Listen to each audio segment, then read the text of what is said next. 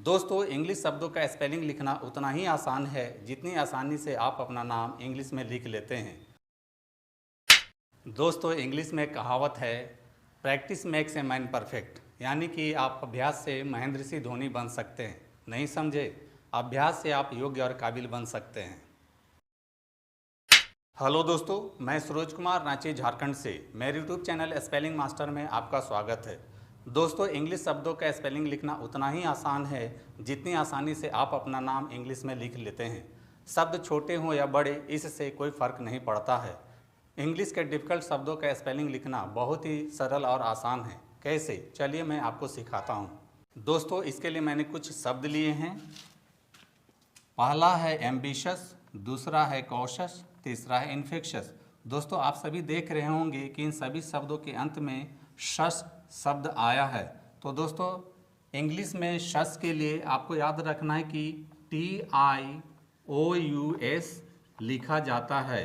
तो दोस्तों, सबसे पहले हम पहला शब्द एम्बिशस लेते हैं और सबसे पहले शस के लिए TIOUS लिख लेते हैं। बाकी बचे शब्द के लिए रोमन स्क्रिप्ट का हेल्प लेंगे। दोस्तों, यहाँ ध्यान देना है कि पहला शब्द ए है और इंग्लिश अल्फ़ाबेट में ए के लिए ए लिखते हैं और बाकी बचे शब्द के लिए रोमन स्क्रिप्ट का हेल्प लेंगे। एम से म होता है, बी से ब होता है, छोटी ई के लिए आई लिखेंगे। इस प्रकार से आप एम्बिशस का स्पेलिंग बहुत ही आसानी से लिख लेते हैं। अब आते हैं दूसरे शब्द कॉशस पर और सबसे पहले शस के लिए TIOUS लिख लेते हैं।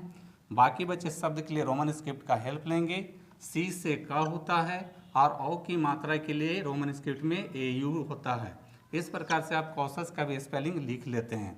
अब आते हैं तीसरे शब्द इन्फेक्शस पर और सबसे पहले शस के लिए TIOUS लिख लेते हैं और बाकी बचे शब्द के लिए रोमन स्क्रिप्ट का हेल्प लेंगे।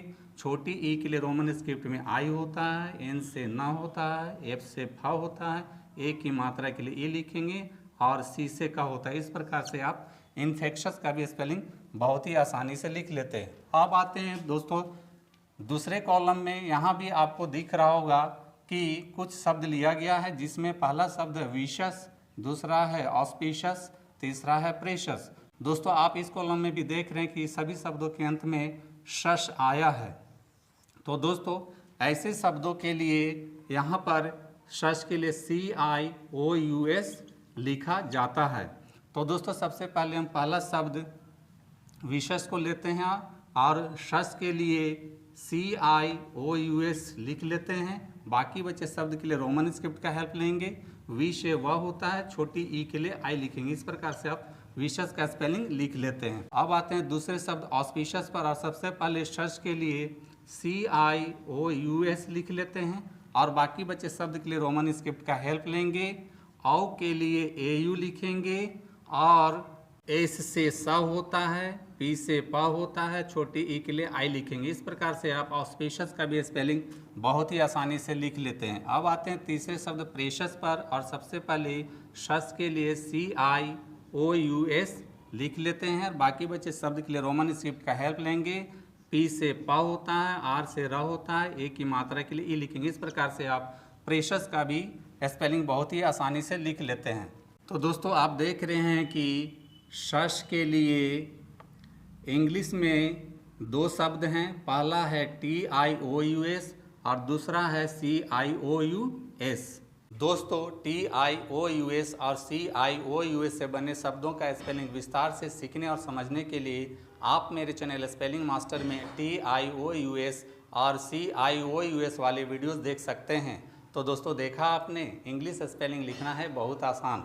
तो दोस्तों, ऐसे ही इंटरेस्टिंग और नॉलेजेबल इंग्लिश की जानकारी मैं आपको देता रहूँगा। दोस्तों, मेरी टीचिंग पसंद आती है तो मेरे वीडियो को लाइक, कमेंट और शेयर करें तथा मेरे चैनल स्पेलिंग मास्टर को फॉलो सब्सक्राइब जरूर करें। मिलते हैं नेक्स्ट वीडियो में। Thank you. तो दोस्तों, यदि आप सच में इंग्लिश लिखना, पढ़ना और बोलना चाहते हैं और वो भी आसान तरीके से, तो आपको मेरा चैनल स्पेलिंग मास्टर एक बार ज़रूर देखना चाहिए। दोस्तों, वीडियो पसंद आए तो इस वीडियो को लाइक करें, शेयर करें और मेरे चैनल को सब्सक्राइब जरूर करें। Thank you.